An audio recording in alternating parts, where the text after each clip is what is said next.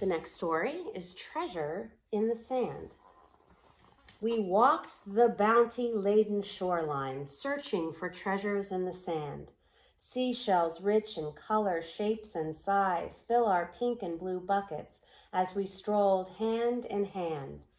Our imaginations would take us into a world of adventure as we sailed upon a restless sea in a weather-worn warship built for two. I would defend my baby sister from the infamous pirate Jean Lafitte. He had a black patch over a scarred eye and a bejeweled sword to show off his rank. With a coarse pirate accent, he grumbled, "Give up the lass, mate, or ye walk the plank. Dare ye touch a hair of the maiden's head, I boldly and fiercely proclaim." I knew what I must do to make this barbarian refrain. I gave him a blast from my super soaker and he fell lame to the water face down. My sister started crying, so I had to rescue him. Mom would sure be upset if I let Dad drown. Now many delightful seasons have come, each bringing a tale of its own. I have saved many enchanting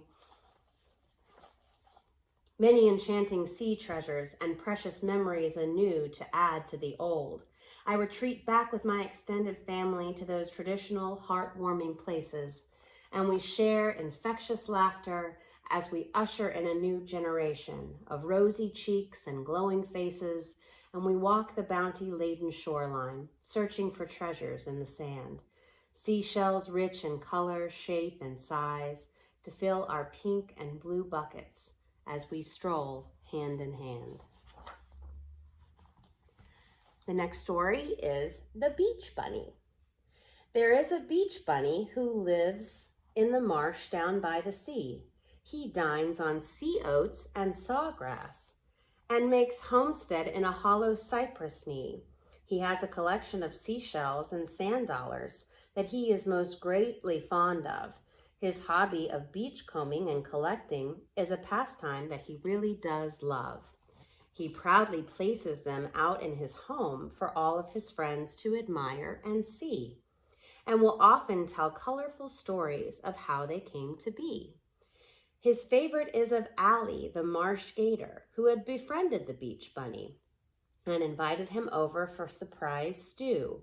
But being very clever, quick, and witful, the beach bunny left Allie, the marsh gator, a hairless menu. And in the bunny's haste, as he was jumping away, his lucky rabbit foot brushed the sandy ground. A sparkle of gold flashed before his keen eyes, and this is what he had found. A shiny Spanish golden doubloon dated 1492. Perhaps it was left behind by you-know-who. It's very attractive and lucky piece, so he carries it wherever he may go. And if you are ever looking for the beach bunny, there is just one thing you need to know. There is no place in the whole wide world that the beach bunny would prefer to be. That is why he is fondly known as the beach bunny who lives in the marsh by the sea. The next story is The Sandpiper. The sandpiper stood firmly with his back to the wind, no option but to endure, and pray the storm to end. His tiny feet buried in the wet sand sink deeper with each gusty blow. How will I ever survive this travesty? Surely life ought not to be so cold. The crushing waves were spectacular as they tumbled and thrashed the innocent shore.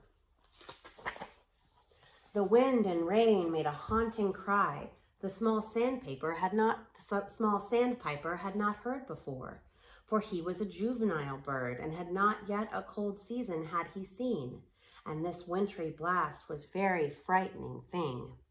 Birds of a feather, how they flock together, now I think I understand, as the sandpipers all huddled around, protecting each other from the blasting sand.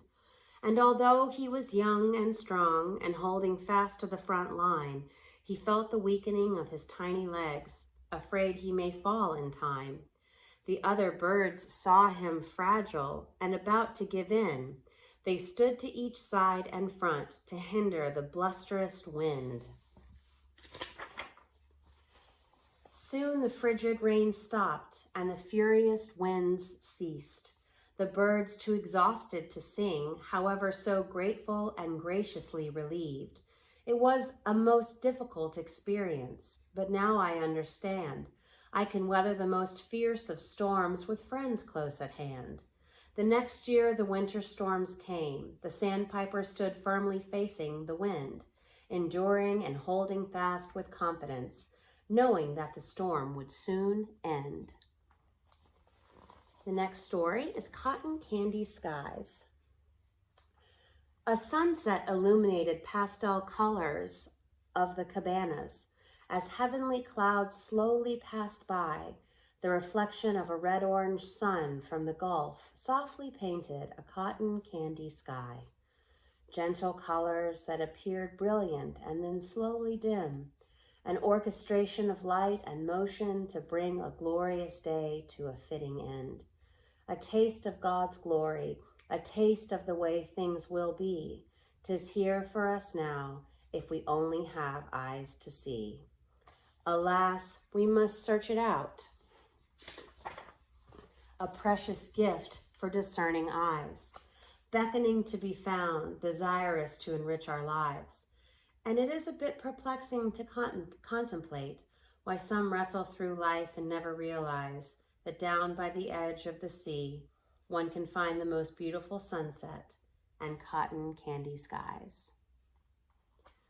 The next story, Monarchs in November.